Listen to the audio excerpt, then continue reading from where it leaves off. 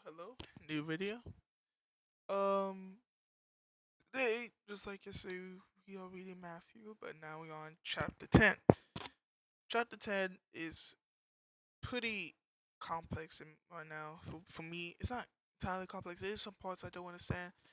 So we'll try to break it down, try to make it easier to understand. If there's some parts I miss, I'll figure it out. I'll search them up, or you just tell me in the comments. Please do so. Because once again, I'm learning, but as I'm learning, I want to give that knowledge to others. So, Matthew chapter 10, it is about Jesus sending out his 12 disciples. The 12 disciples being Peter, Andrew, James, John, Philip, Bartholomew, Thomas, Matthew, James, Theudas, Simon, and Judas. So, his 12 disciples. And he told them, he gave them authority to drive out impure spirits and to heal every disease and sickness. He then sent them out with these following instructions. These instructions are what disciples should always take in, and by disciples I mean me. Every person of Christ should be a disciple, teaching the Lord to of people of sin, pretty much people of the sick. Anyways, first off, he says, "Do not go among the Gentiles or enter any town of the Samaritans. Go rather to the lost sheep of Israel. As you go, proclaim this message: the kingdom of heaven has come near. Heal the sick, raise the dead, cleanse those who have leprosy, drive out demons. Freely you have received, freely give." Um, it's already we already starting off. Basically, he tells them to share the word of the Lord, share the word of this kingdom, and heal the sick, raise the dead. But he also goes on to say, "Freely you have received, you shall freely give." As free we have received from the Lord, the stuff we receive from the Lord, we should also freely give to others. He says, "Do not get any gold or silver or copper to take with you in your belts. No bag for the journey or extra shirt or sandals or staff, for the worker is worth his keep." Basically, do not take any extra stuff from the worker. That's do not take extra work that this worker will likely give to you. That's basically what he's saying to his disciples. He then says, whatever town or village you enter, search there for some worthy person and stay at their house until you leave. As you enter the home, give your greeting. If the home is deserving, let your peace rest on it. If it is not, let your peace return to you. If anyone will not welcome you or listen to your words, leave that home or town and shake the dust off your feet. Truly, I tell you, it will be more bearable for Sodom and Gomorrah on the day of judgment than for that town. Basically, that he's told the disciples find a home to stay in, and if the home is worthy, if the home of is deserving, the disciples may let peace rest on it. Peace from I think, but peace from I'm assuming is trust, but I may be wrong. And if it's not, let your peace return to you. The one thing I did get from this though is, if anyone will not welcome you or listen to your words, leave that town or home or town and shake the dust off your feet. If they don't listen to you and your words, or don't give you, if you don't listen to your words or don't give you a welcome, he told the disciples to simply leave and shake that dust off your feet. Just completely ignore it. Just completely, well, not completely, but just completely move on. And he says that judgment day will be less bearable than for them. Sodium and Gomorrah have a more bearable judgment day than that town. I still don't entirely know about these two. Once again, I'm still reading the Bible. I'm still learning myself. So, anyways, He then says, I'm sending you out like sheep among wolves. Therefore be as shrewd as snakes and innocent as doves. Be on your guard. You will be handed over to the local councils and be flogged in the synagogues, I think. On my account, you will be brought before governors and kings as witness to them and to the Gentiles. But when they arrest you, do not worry about what to say or how to say it. At that time, you will be given what to say, for it will not be you speaking, but the Spirit of your Father speaking through you.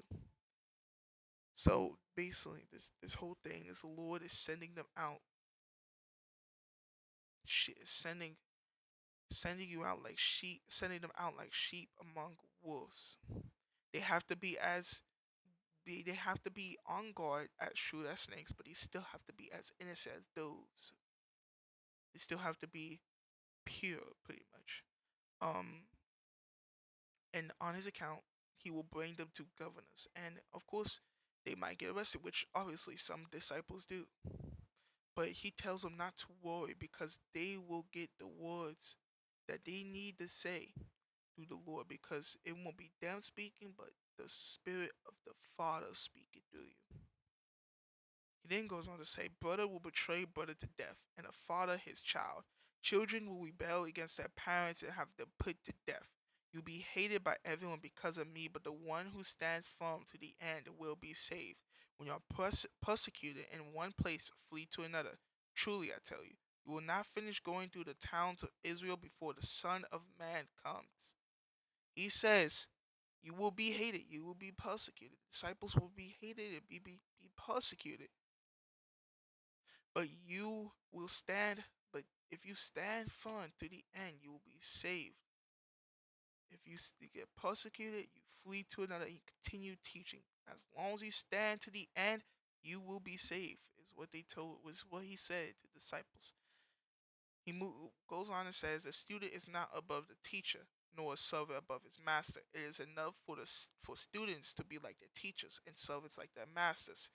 If the head of the house has been called Be- Beelzebul, how much more the members of his household? I'm gonna be honest, I did not know what verse 24-25 means. Once again, this is something I need to search up, something I need to research on. But if you tell in the comments, figure it out, please tell me. I would like to know. So we're just gonna move on until I figure this out. Anyways, he then says, so do not be afraid of them, for there is nothing concealed that will be disclosed, or hidden that will not be made known.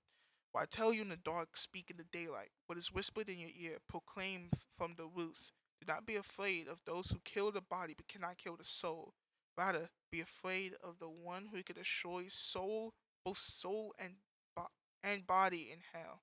Are you not two sparrows sold for a penny?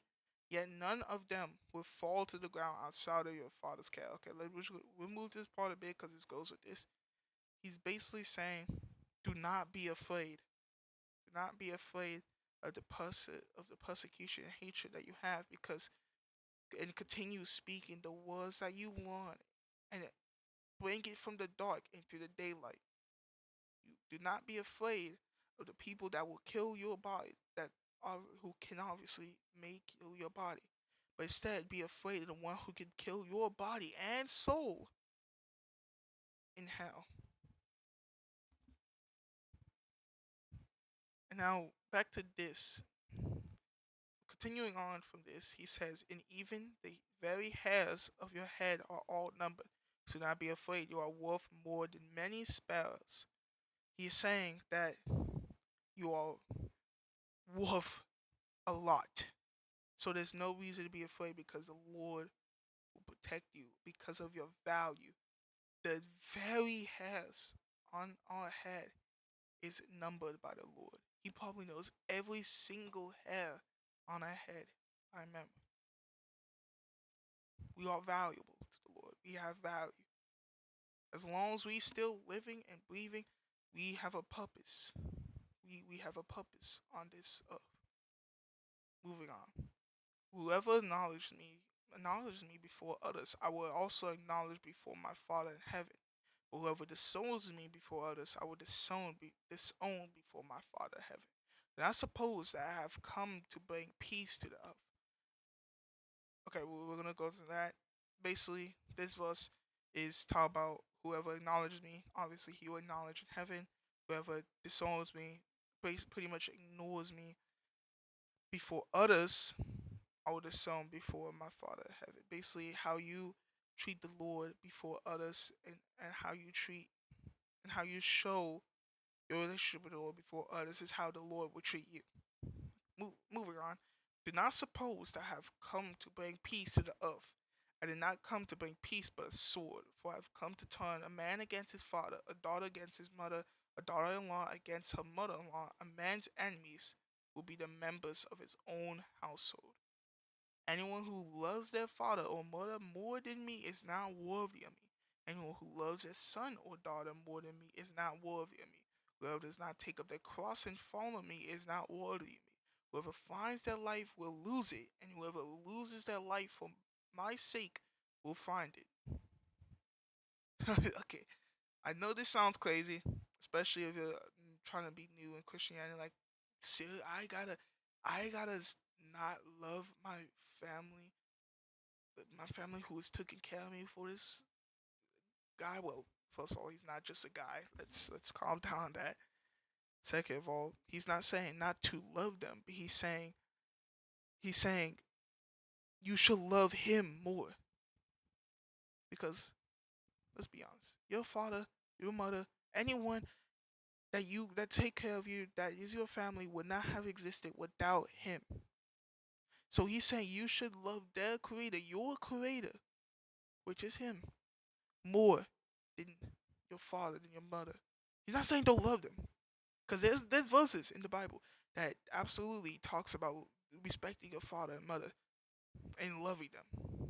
He's not saying to not love them, but he's saying that you should love the Lord more than them.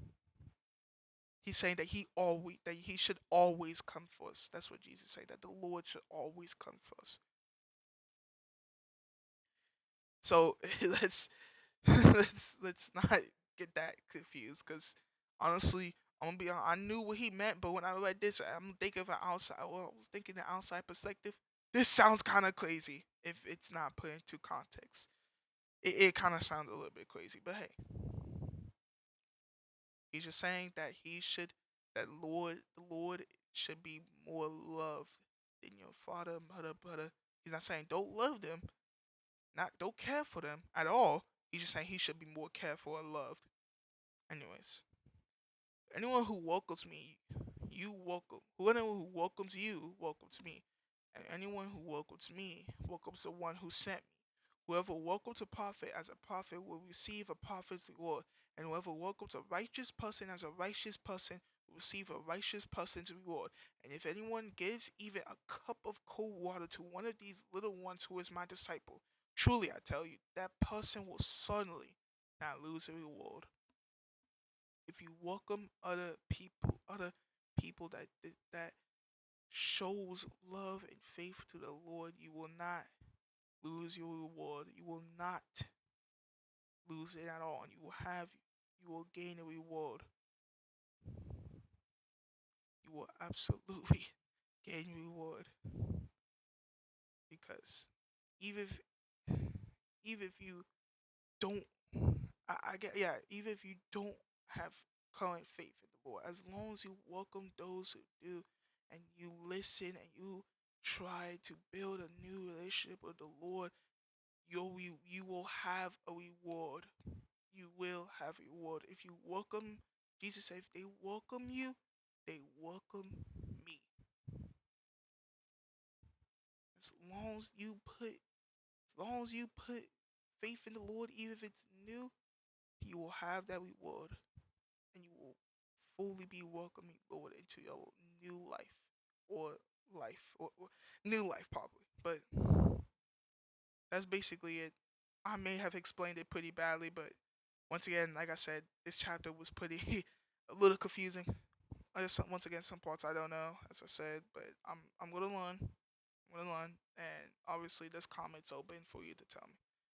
All right, that's all I want to say.